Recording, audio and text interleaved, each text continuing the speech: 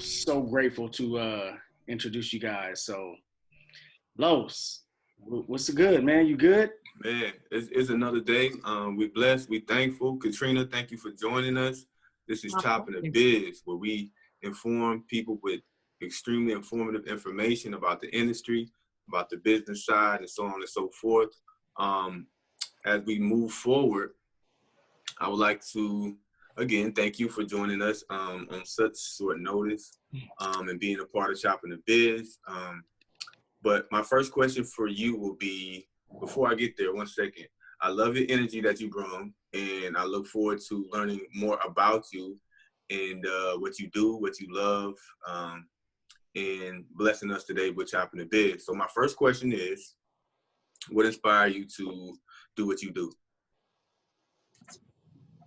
Well, inspiration to make a career out of a passion is truly what happened.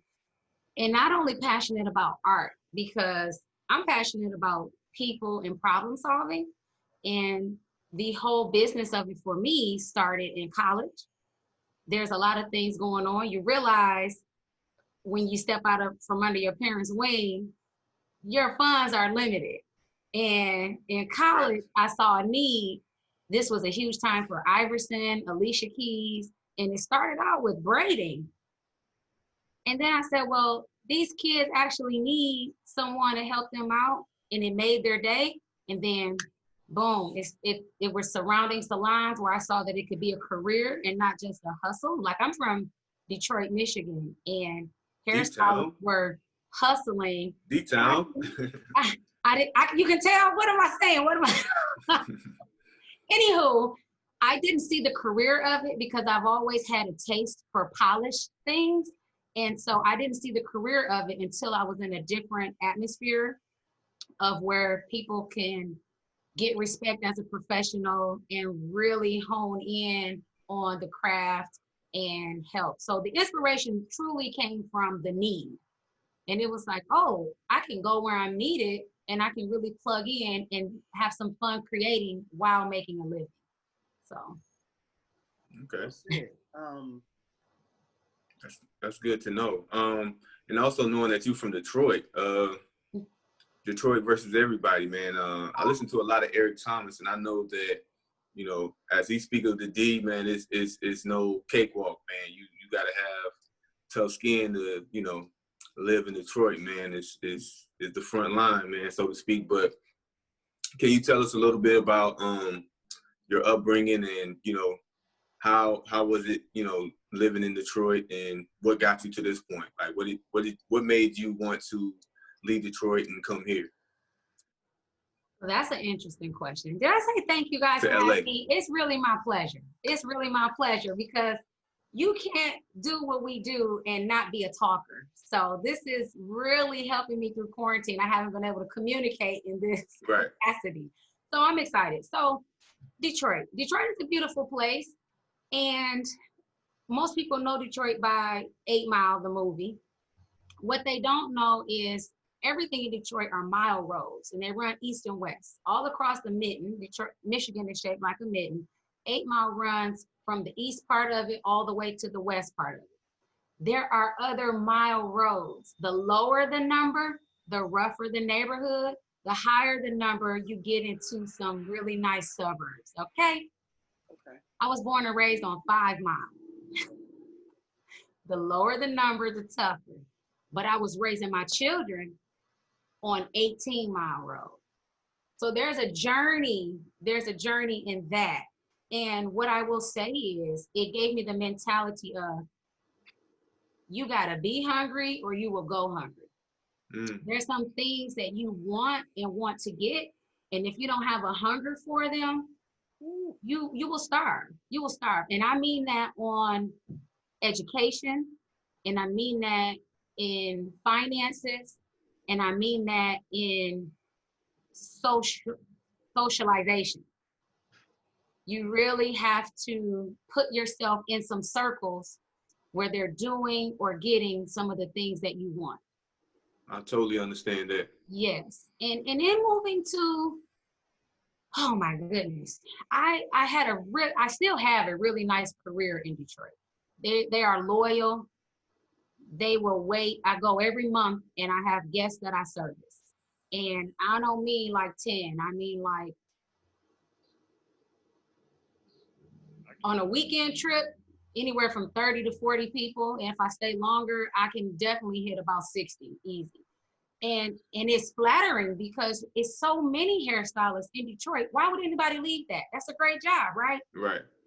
I'm an artist first. All things art. And here, art is everywhere. And in Detroit, I felt like I had reached the ceiling. I had a really nice salon. It was a spa. It was a barbershop. It was present in the community. It was on 13 Mile Road. So just giving y'all the demographics of, it was high enough, but low enough. Because I think in life, you got to keep one hand down and one hand up just to keep you learning and growing, right? Mm-hmm. So I just felt like I reached the ceiling. I felt like it's only so much further I'm gonna be able to take this art and take this passion. I'm helping a lot of my people love their hair and love their beauty because beauty already exists. I feel like what we do behind the chair, we're just exposing it. We're like, let me show you what these curls can do. Let me show you if you switch your part over here, what feature it's gonna reveal that's already there. You know, we're exposing the master artist, the one that created us, right? So in moving to California, I feel if you can't make a dream or make a living out here, you can't do it nowhere. Coming from Detroit, I'm like, I can deliver water and be just fine. These people will pay for any type of service, any type of, but at the same time, you can change the the labels on that water bottle, and now you got something special. I feel so inspired by art, everything. I didn't realize it was built on so many entrepreneurs. Detroit is like companies and big corporations, but then out here, it's so big, but then it's so small. You got all these entrepreneurs just getting their baby off the ground. And I live for things like that. So I got bit by the California bug.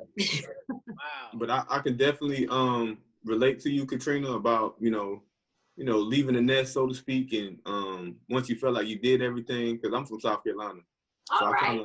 I can relate to you when you say, you know, I felt like I did everything I could possibly do back home. So I knew it was only right for me to, you know, try my things elsewhere. You know, coming to California was big, but Santa Barbara at the time, and then eventually moving to Los Angeles was huge. Coming from one side to the other, you know, the time difference, just so much, the culture, all of that just different. You know, I'm from the South, so it's a little slower. So, you know, coming out here is a fast pace. You know, like you say, there's a lot of entrepreneurs, there's a lot going on, people conscious about their health, they working out, like so many things. And it's just so much to choose from in comparison to back home. So that's another reason why I ended up, you know, coming this way. And I'm glad I came this way, and I'm glad I stayed. With me being a leader instead of a follower, I could have easily went back home with, you know, some of my high school buddies that I came out here with, but, you know, I decided to stay here, and I'm just glad that I did ultimately. That's awesome. That's awesome. Definitely many more options out here, for sure. Yes. And for me, being born and raised here, you know, I've gone and lived in the South, you know, in Georgia for a little while, and then came back. Like I understand the country, or the slow, you know what I mean? The slow, you know what I mean? The slower pace. But being in LA my whole life, like it's go time, you know what I mean? Like it's da da da da, like let's get it. So man, just hearing you guys talk, it's just beautiful hearing it. But big business wise, and let's talk a little bit more about you, Katrina. Like, I'm thoroughly impressed by your background as an educator. Please tell us a little bit more about your certifications, your education, and, you know, Paul Mitchell, please. Absolutely.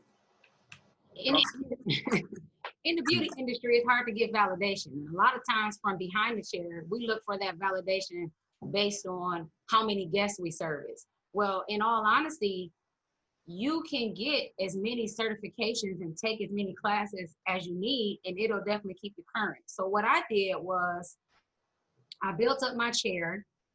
I obtained my cosmetology license, of course, before that, 1,500 hours.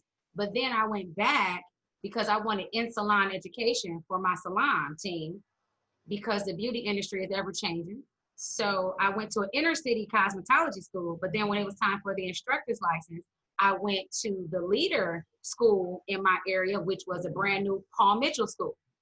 And I did 500 hours there to obtain my instructor's license in cosmetology. So I got 2,000 hours in cosmetology.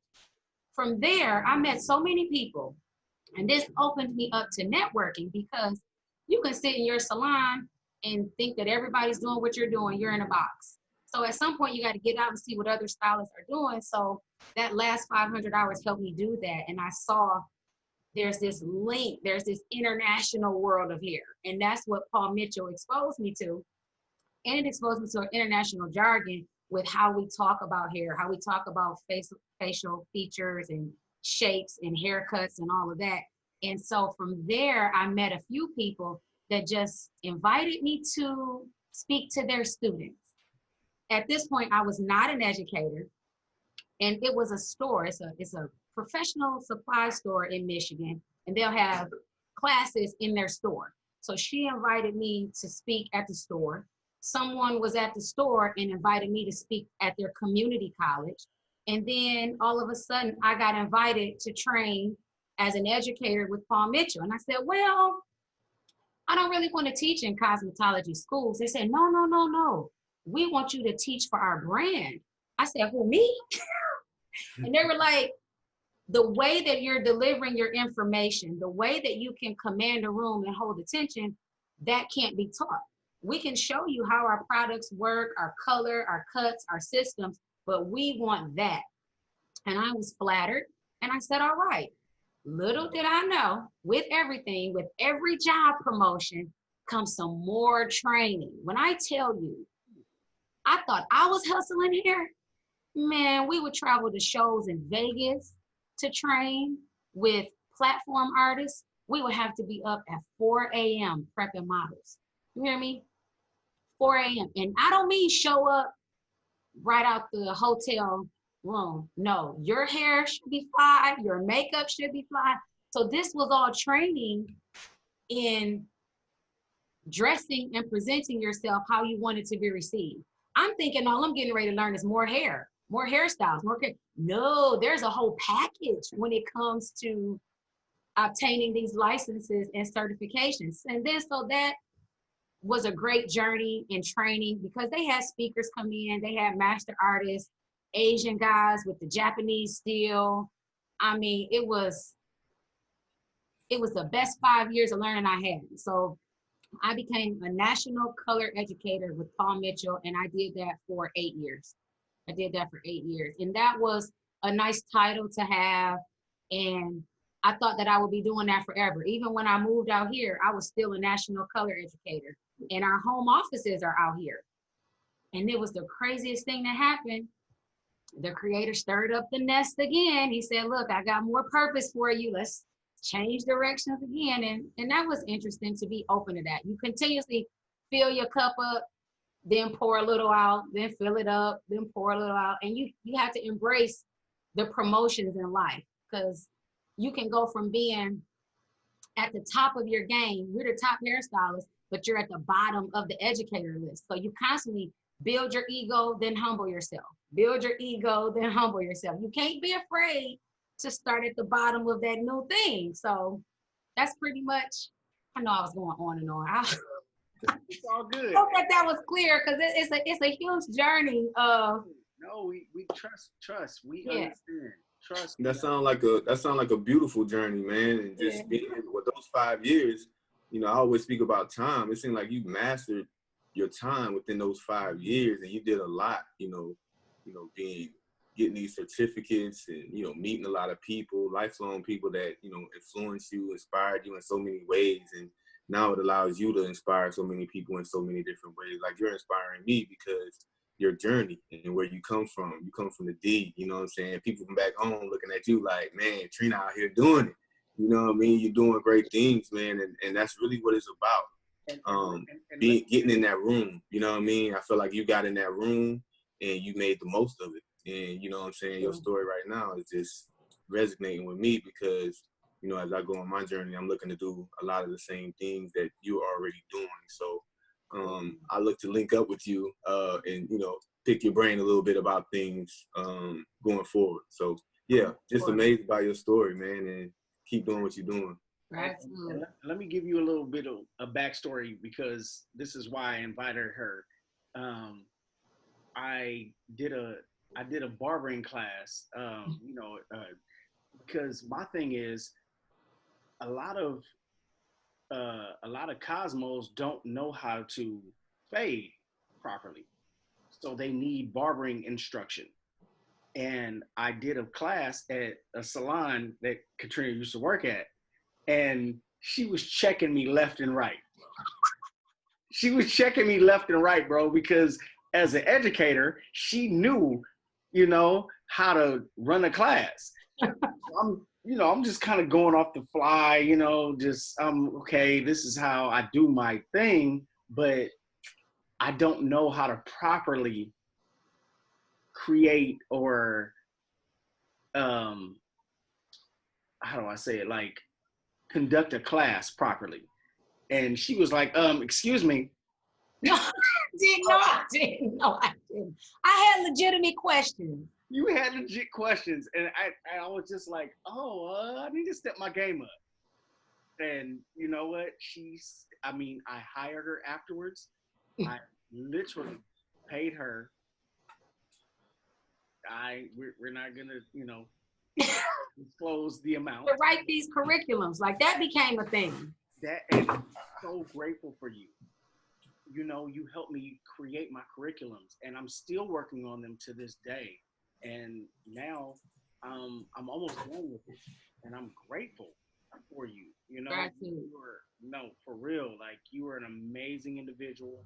You have a passion for this industry, and it's gonna go. You know, like Lo said, like it's gonna go so far to the future because people are watching us do what we do. And we forget who's watching because it comes so naturally to you after so long. You forget that there are people watching you. Correct. Amazing. So I know y'all both got to go. Time is valuable. Peace and love. Shout out, you know, anything you want to tell us, you want to leave us with, Katrina? Like, you said, I didn't even hear you. What'd you say, Mark? Please, just leave us with I can barely hear him too. Gem. I said, just leave us with a gem. Is there anything that you want to leave the industry with? I gotta only pick one. You can have several. I have it. This one is on my voicemail. If you change nothing, nothing will change. Yep. And like that, chopping the biz. The biz is getting chopped. We cutting up. We cutting, you know, hair. We cutting life. We do this, and we have so much impact on this industry. You know, for friends, for there's so many things that we impact, and we are essential. We are so essential.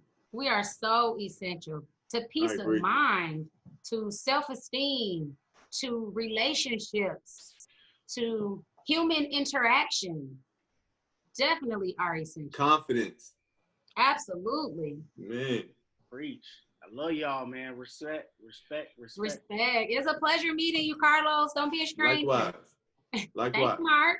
I'm gonna connect y'all, man, and thank you. But Trina, before you go, yes. Let everybody know what platforms you're on. Where your Instagram, where can they find you, your website, what have you? Where can they find you? Sure. I am on Klassic Cat 313. Klassic with a K, KLASSIC,